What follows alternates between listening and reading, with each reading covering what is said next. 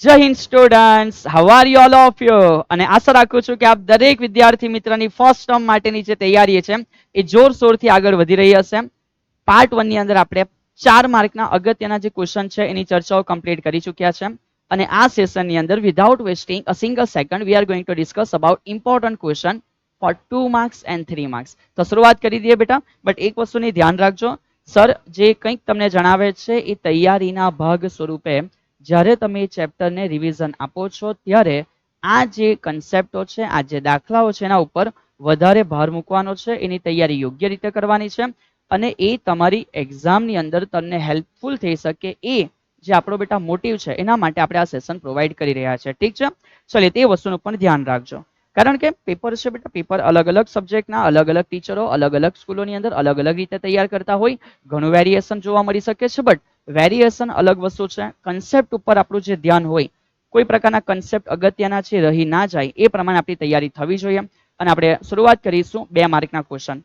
હવે ઘણા વિદ્યાર્થી બ્લુ પ્રિન્ટ અંગે બહુ ચિંતાની અંદર હશે કે સર 2 માર્કના ક્વેશ્ચન કયા કયા ચેપ્ટરમાંથી આવશે. એકદમ સિમ્પલ જે સર તમને નાનું કેલ્ક્યુલેશન બતાવે છે સમજો.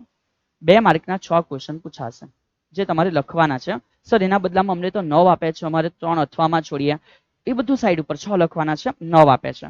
સો તમારી પાસે અત્યારે ચેપ્ટર છે 1 to 7.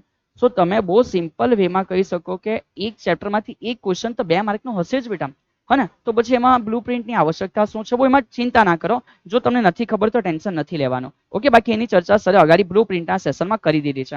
ચલીએ હવે અહીંથી સ્ટાર્ટ કરીએ. કયા કયા ક્વેશ્ચન 2 માર્ક્સ માટે થશે ચેપ્ટર વાઇઝ સર તમને થોડું અહીંયા અલગ કરીને પણ બતાવશે, તેથી ઇશ્યુ નથી. વેરી ફર્સ્ટ, જ્યારે તમે પ્રથમ ચેપ્ટર ચાલુ કરો છો એસઆઈ એકમ પદ્ધતિ, પૂરક ભૌતિક રાશિઓ, સમતલ કોણ, ઘન કોણ, એના ઉપર તમારું ધ્યાન આવવું જોઈએ 2 માર્ક્સ માટે. એસઆઈ એકમ પ્રોસેસ, અહીંયા કઈ સાલમાં આ પ્રોસેસની શરૂઆત થઈ છે, એનું ફૂલ ફોર્મ શું છે અને એની અંદર મૂળભૂત 7 કઈ રાશિનો સમાવેશ થાય છે જે આપણે કવર કરવાનું હોય છે. એ પૂરું થયા પછી આ તમે કહી શકો બેટા આ ચેપ્ટરની અંદર બહુ અગત્યની વસ્તુ છે પારિમાણિક સૂત્ર, અને એના દ્વારા ચકાસણી તમને પૂછાઈ શકે છે. સો એ પણ ક્વેશ્ચન 2 માર્ક્સ માટે છે. અને સાર્થક સંખ્યા દ્વારા તમે એક દાખલો જે કર્યો હશે, જો કે દાખલા ઘણા બધા કર્યા છે. વોટ ઇઝ મોરલ બેટા? મોરલ એ છે કે જે કન્સેપ્ટો છે કવર થવા જોઈએ. અહીંયા સરવાળા બાદબાકીના કન્સેપ્ટો કવર થશે. સો કહી શકાય કે અહીંયા સુધી જે ક્વેશ્ચન છે, આ આટલા ક્વેશ્ચન તમને ક્યાંથી જોવા મળે છે? સર આ ક્વેશ્ચન અમને જોવા મળ્યા છે ઇનિશિયલ ચેપ્ટર નંબર 1 માંથી છે. ઠીક છે, ચેપ્ટર નંબર 1 માંથી છે. ચલો આગળ વધીએ. એ પૂરું થયા પછી આપણે ચર્ચા કરીશું ચેપ્ટર 2 કે સ્ટોપિંગ ડિસ્ટન્સ બેટા કેટલું છે. ઠીક છે, રાજમાર્ગ ઉપર ગતિ કરે ત્યારે આપણે ગતિનું સમીકરણ ઉપયોગમાં લઈએ છીએ. વાસ્તવિક સંખ્યા વડે સદિશોનો ગુણાકાર ભાગાકાર કરીએ છીએ. એ કેસની અંદર શું થશે? આ તમામ પ્રકારની જે ચર્ચાઓ છે આના પછીના ચેપ્ટરની અંદર શરૂઆત થાય છે. સો ધ્યાન રાખજો કે આ જે છે એ એના પછીનું ચેપ્ટર છે. તમે કહી શકો કે આ સેકન્ડ ચેપ્ટરની વાતો અહીંથી સ્ટાર્ટ થઈ ગઈ છે. ઓકે, સો આ સેકન્ડ ચેપ્ટરના ક્વેશ્ચન છે જેના ઉપર ધ્યાન આપવાનું છે. સર અમે કઈ રીતે કરીએ? બસ બુક્સ લેવો અથવા એક રફ પેજ રાખો, નોટ ડાઉન કરતા જાઓ, ટીક કરતા જાઓ. નોટ બનાવી હશે ને સર? બધાએ સરને કીધું કે સર અભિયાન 2.0 ની અંદર બધા ચેપ્ટર ભણ્યા છે, સાથે સાથે નોટ બનાવી છે. શું આપ પણ એ જ વિદ્યાર્થી મિત્ર છો કે તમે નોટ બનાવીને રેડી છો, બસ હવે રિવિઝન કરી રહ્યા છો? એકવાર જરૂરથી સરને જણાવું, મારા માટે બી આનંદની વાત હશે કે વિદ્યાર્થી મિત્ર બહુ સિરિયસલી બધી વસ્તુઓ પર ધ્યાન આપી રહ્યા છે. એકમ સદિશ એટલે શું? અહીંયાથી શું ચાલુ થઈ ગયું? આ તો સદિશો વાળી ચર્ચાઓમાં આપણે એન્ટર થઈ ગયા. લાંબા હોલની છત પ્રક્ષિપ્ત ગતિનો સમ છે, સ્વાધ્યાયમાં જોવા મળશે. કયા ચેપ્ટરમાં? ત્રીજા ચેપ્ટરમાં. સો આ જે ચર્ચાઓ છે એ તમને જરૂરથી જોવા મળી જશે ત્રીજા ચેપ્ટરની અંદર. ઓકે, સો આ એના પછીનો ખેલ થશે કે સર આ પ્રક્ષિપ્ત ગતિની ચર્ચાઓ જે બી છે એ અમે ચેપ્ટર નંબર 3 ની અંદર જોઈ શકીએ છીએ. આગળ વધીએ. આના પછીનો જે કેસ છે એમાં રેખીય વેગમાન શું છે? આપણે બળ માટે પ્રથમ નિયમ, બીજા નિયમને શીખવા પહેલા રેખીય વેગમાન શીખીએ છીએ. એસઆઈ એકમ પારિમાણિક સૂત્ર, બીજા નિયમની સમજૂતી, ઘર્ષણ તો ભણ્યા છો, એના લાભ ગેરલાભ અને જરૂરથી કરી જજો.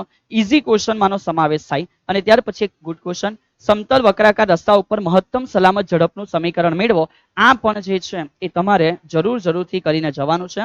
ઢાળવાળા રસ્તાની બધા વેઇટ કરતા હશે ને બેટા? એ 3 કે 4 માર્કમાં આવી શકે છે. સો આ જે ચર્ચાઓ થઈ રહી છે એ કોના માટે છે? આ ચર્ચાઓ તમે લખી શકો કે આ ચેપ્ટર નંબર થઈ જશે 4. રાઈટ, એની આગળનો ભાગ છે. આગળ વધીએ. આના પછીનો ક્વેશ્ચન, એ ચર્ચાઓ પૂરી થયા પછી સર પદાર્થનું દળ આપ્યું છે, અંતર આપ્યું છે, એના માટે લાગતું બળ શોધો. બળ સિમ્પલ વસ્તુ છે કે સર F = ma આવે છે અને અહીંયાથી આપણો જવાબ વિકલન કર્યા પછી AG જેવો આવે છે. બસ એક લાઈનમાં દાખલો પતી ગયો. બટ ઠીક છે, જોવાનો છે જે દાખલો તમને જોવા મળશે ઉદાહરણ સ્વાધ્યાય. આગળ વધ્યા, આ બી તમને ચેપ્ટર 5 નો દાખલો છે અને સદીશો અને અદિશ ગુણાકાર અહીંયાથી અલગ કેસ ચાલુ થશે. ઓકે, તો અહીંયાથી આ જે સમ છે એ વન સેકન્ડ બેટા તમારા જૂના ચેપ્ટરમાંથી છે, એટલે કે અહીંયા પણ તમારું ચેપ્ટર 4 કન્ટિન્યુ છે. હવે અહીંયાથી સ્ટાર્ટ થશે આગળની ચર્ચાઓ. ઠીક છે, કે જ્યાં સદીશો માટે અદિશ ગુણાકાર તમે કહી શકો કે આ જે ચર્ચાઓ જે છે એ ચર્ચાઓ ડિયર ક્યાં આવી છે? આ ચર્ચાઓ આવી છે ચેપ્ટર 5 ની અંદર. ગતિ ઉર્જાની વ્યાખ્યા બહુ સિમ્પલ વસ્તુ છે. મેઇન વસ્તુ કાર્ય ઉર્જા પ્રમેય ઉપર બધા ફોકસ કરજો. બટ એક વસ્તુ ધ્યાન રાખજો કે કઈ રીતે પૂછ્યો છે. ચલ બળ દ્વારા પૂછ્યો છે કે અચળ, બંનેનો આન્સર અલગ અલગ વેમાં આવે છે. એક એકદમ સીધી રીતે, એક સંકલનની રીતે. ઠીક છે, ત્યાર પછી બળ આપ્યું છે, અંતર આપ્યું છે, વગેરે વગેરે બેટા ચર્ચાઓ હશે. લશ્કરી કવાયતમાં પોલીસે બંદૂકમાંથી બેટા ગોળી છોડી ગમે તે તો તમે ઉર્જા સંરક્ષણ, વેગમાન સંરક્ષણના ઉપયોગ કરીને આન્સરો છે એ લાવો છો. તો આ પ્રકારના જે ક્વેશ્ચન છે એ 2 માર્ક્સમાં ક્વેશ્ચન તમારા માટે અરેન્જ થઈ શકે છે.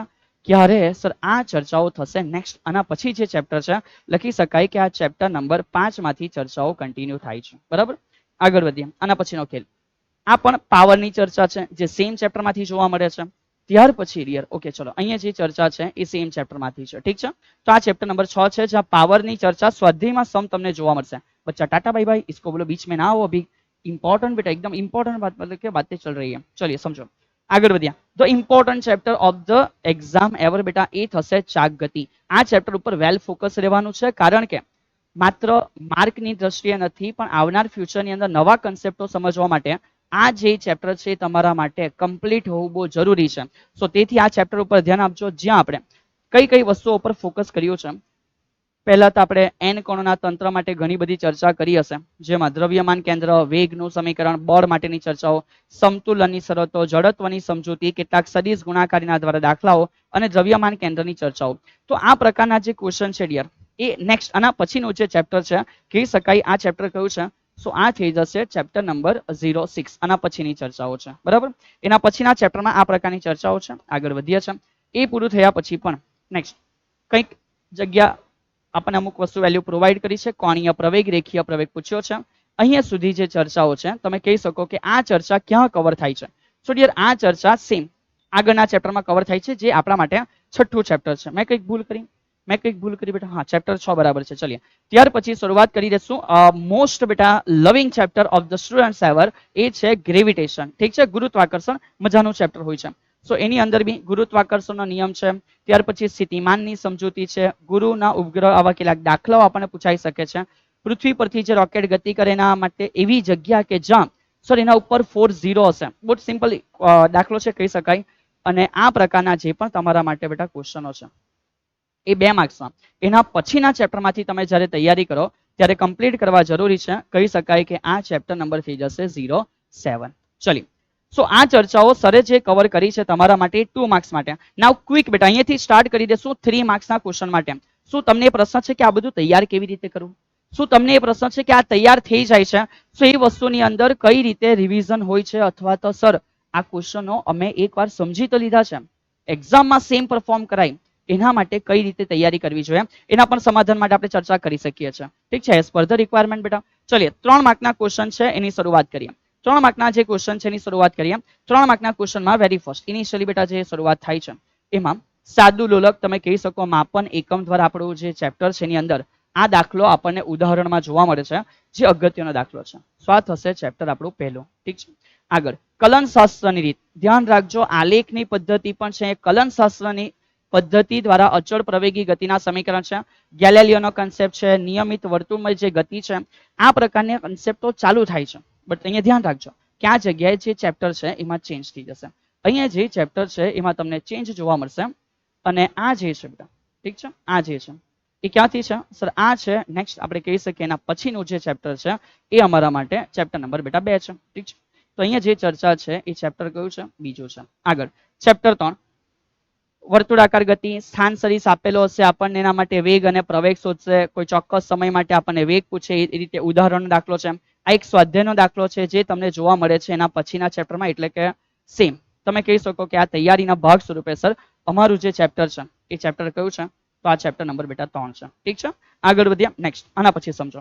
સો આના પછી જે શરૂઆત થાય છે એ તમે આકૃતિ પરથી જ ખબર પડી જાય. સર 4 સેન્ટર થઈ ગયું એ સમતુલનની ચર્ચાઓ કરવામાં આવેલી છે. આ પ્રકારની ચર્ચાઓ આપણે કરી છે ચેપ્ટર નંબર 4 માં, જ્યાં બળ વિષયક વાતો આપણે કરી છે. સેમ એ જ વસ્તુ છે, વર્તુળાકાર ગતિ આપણે જે સમજ્યા છે. તો બધા ધ્યાન રાખજો કે આ જે ક્વેશ્ચન છે એ ક્વેશ્ચન તમારા માટે ચેપ્ટર 4 માંથી 3 માર્ક માટે છે. બહુ સિમ્પલી તમે જોઈ શકો છો અને એ વસ્તુને ટીક કરીને આગળ વધી શકો છો. આગળનો સવાલ, ચલીએ. સર 10 કિલોગ્રામ 20 કિલોગ્રામ એ લગભગ આપણને કંઈક દોરી પર બાંધેલા છે અને આ બધી ચર્ચાઓ જે છે અગેન મેં કહી શકું કે આ ચર્ચાઓ આપણી પાસે ચેપ્ટર ક્યાંથી છે? 4 માંથી છે. સેમ ચેપ્ટર 4 છે. અને ત્યાર પછી કહી શકાય કે આ નીચેનો જે ભાગ ચાલુ થયો છે સર, ઉર્જા સમજાવો, અથડામણ સમજાવો, એ કહી શકાય કે આ ચેપ્ટર નંબર કયું છે? 5 છે. ચલીએ, અથડામણ વાળું જે ચર્ચાઓ છે એની અંદર બધા ધ્યાન રાખજો. અથડામણ પછીના વેગ આપણને પૂછવામાં આવે v1 ડેશ અને v2 ડેશ. આગળ ઓકે, જ્યારે બેટા સારામાંનું પેપર કાઢ્યું હોય તો આ ક્વેશ્ચન જરૂરથી મૂકવામાં આવે છે. રાઈટ, આ ક્વેશ્ચન તમને 4 માર્ક્સમાં પણ આઈધર તમારું નસીબ બેટા થોડું હોય તો 3 માર્કમાં પણ જોવા મળી શકે છે. ચેપ્ટર કયું છે સર? ચેપ્ટર છે બેટા તમારા માટે 5. આગળ વધીએ. આના પછી પવનચક્કી, સેમ બેટા ચેપ્ટર 5 છે. અને અહીંયાથી જે ચાલુ થાય છે સમાંગ સળિયા માટે સદિશોના સદિશ ગુણાકારના ગુણધર્મ અને આ પ્રકારનું એક ઉદાહરણનો દાખલો છે જે તમારા માટે થઈ શકે છે ચેપ્ટર 06 માંથી. બરાબર છે? ચલો આગળ. અને નેક્સ્ટ આના પછીનો કેસ, આ ઉપરનું જે છે બેટા એ તમારા માટે ચેપ્ટર 6 છે, એમાં કોઈ ના નથી. આ ચેપ્ટર 6 છે. બટ વેરી લાસ્ટ ગુરુત્વાકર્ષણ, આમાંથી 3 માર્કનો ક્વેશ્ચન જે પૂછાઈ શકે છે એના માટેની તૈયારી આપણી હોવી જોઈએ. અને એ તૈયારીના ભાગ સ્વરૂપે ગુરુત્વ પ્રવેગનો ફેરફાર ઊંચાઈ સાથે, ઊંડાઈ સાથે વગેરે વગેરે થવું જોઈએ. નિષ્ક્રમણ ઉર્જાની સમજૂતી, ઉપગ્રહના આવર્તકાળનું સમીકરણ અને કેટલાક દાખલાઓ જે બહુ ઇઝીલી બેટા આપણે લોકો સોલ્વ કરી શકીએ છીએ. Done? Yes or no? Pause કરીને भी તમે એકવાર ક્લિક કરીને જોઈ શકો છો બેટા, બહુ ચિંતા ના કરવી. ઠીક છે? ચલીએ, તો આશા રાખું છું ડિયર કે આ તમામે તમામ જે ક્વેશ્ચન સર બહુ ક્વિકલી તમને રિપ્રેઝન્ટ કર્યા છે એ આપણે ઓલરેડી ભણી તો ચૂક્યા છે. રાઈટ છે, આપ જાણો છો. અને ભણાઈ ગયા પછી હવે તમે જ્યારે આને રિવિઝન આપો છો ત્યારે આ દરેકે દરેક વસ્તુ, સર આટલા બધા ક્વેશ્ચન આઈએમપી કેવી રીતે? બેટા એક્ઝામ પેપરમાં કેટલા પૂછાવાના છે એ તો પહેલા જો. અને 2 ક્વેશ્ચન આઈએમપી આપીશ તો પેપરમાં કેટલા બધા ક્વેશ્ચનો છે. એવું નથી થઈ શકતું હોતું. સરે આઈએમપી એ રીતે નથી આપી ડિયર કે ભાઈ આ પૂછાય જ જશે. આઈએમપી નો મિનિંગ એ છે કે આ કન્સેપ્ટ તો આપણને યાદ હોય એ બહુ જરૂરી વસ્તુ છે. આપણને આવડે છે, ઇટ્સ એન ઇમ્પોર્ટન્ટ થિંગ્સ બેટા. એટલે કંઈક એવી વસ્તુ ના છૂટી જાય જે આપણા આવનાર ફ્યુચરના અભ્યાસ માટે જરૂરી છે. બસ એ પ્રયત્ન આ સેશનની અંદર આપના માટે કરવામાં આવ્યો છે.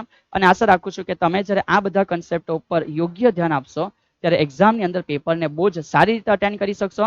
અને પેપર જ્યારે સારી રીતે અટેન્ડ થશે તો જરૂરથી બેટા જે રિઝલ્ટ છે એકદમ બ્રાઇટ બહાર નીકળીને આવશે. અને બસ એ જ વસ્તુ છે જેના માટે આપણે આપણી તૈયારીઓને આગળ વધારતા હોઈએ છીએ. મળીશું અવનવા સેશનોની અંદર. અને ત્યાં સુધી આપ દરેક વિદ્યાર્થી મિત્રને આપની આવનાર એક્ઝામ માટે બેસ્ટ ઓફ લક. જય હિન્દ.